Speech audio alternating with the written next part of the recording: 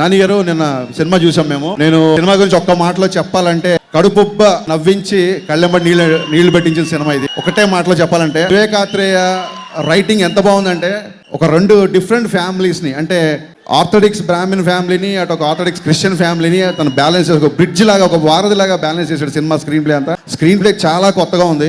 ఎక్కడ కూడా పాత్రలు డైలాగులు చెప్తున్న ఫీలింగే రాలేదు. ప్రతి పాత్ర ఏ డైలాగ్ చెప్తే బాగుంటుంది ప్రతి రైటర్కి తెలుసు. కానీ వివేక్ స్పెషాలిటీ ఏంటంటే ఏ పాత్ర ఏం మాట్లాడకూడదో కూడా తనకి తెలుసు. ఎక్కడ లాంగ్వేజ్ మీద కంట్రోల్ ఉందో, ఎక్కడ పట్టుందో అని మనం సినిమా చూస్తే చాలా ఈజీగా తెలుస్తుంది. నానికి నరేష్ కి మధ్య డిస్కషన్స్ చూసినప్పుడు అయితే నాకు నిజంగా నేను మా ఫాదర్ తో ఆర్గ్యూ చేసిన సందర్భాలు చాలా గుర్తొచ్చాయి. ఒక ఆర్థోడిక్స్ బ్రాహ్మణ్ ఫ్యామిలీలో ఉండే ఆ రెండు జనరేషన్ మధ్య ఉండే స్ట్రగుల్ ని చాలా చాలా చాలా ట్రాన్స్పరెంట్ గా, చాలా పద్ధతిగా చూపించాడు. నాని బయటకు వచ్చిన తర్వాత వివేక్ తో మాట్లాడతాను నేను, సుందరం ఆ సీన్ బాగా చేశాడు, సుందరం ఈ సీన్ బాగా చేశాడు, సుందరం సుందరం అంటాను తప్ప నాని అనే పేరు మర్చిపోయా. Basically that's the biggest compliment for you.